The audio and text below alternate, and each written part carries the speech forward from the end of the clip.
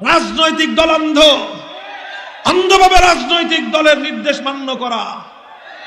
দল বলে দিয়েছে তোমাকে দাঁড়াতে হবে, তুমি বিবেচনা করলে না দল যেই কথা বলছে সে কথা কোরআনের বিরুদ্ধে।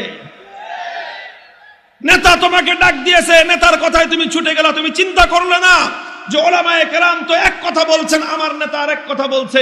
তুমি যাচাই করো যে ওলামায়ে কেরামের কথা কোরআন সুন্নাহ মোতাবেক না তোমার নেতার কথা কোরআন সুন্নাহ মোতাবেক।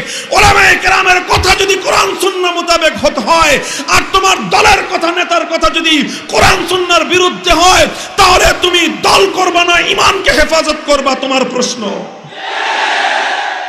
মুসলমান হুঁশিয়ার, তুমিও তো বলো রাজনৈতিক স্লোগান দেওয়ার সময় তোমার তো মনে থাকে না যে তাফসীরুল কোরআন মাহফিলে তোমারও আসতে হবে।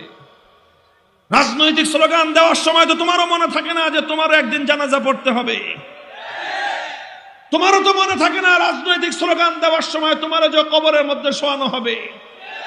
তোমাকে যে কবরে শোয়ানোর সময় তো বিসমিল্লাহি ওয়া আলা মিল্লাতি রাসূলিল্লাহ, ওই ধর্মান্ধ আল্লাহর রাসূলের আদর্শ মোতাবেকই তোমাকে শোয়ানো হবে। ওটা মনে থাকার তো কথা না তোমাদের। খুব হুঁশিয়ার থাকবেন, খুব হুঁশিয়ার থাকবেন।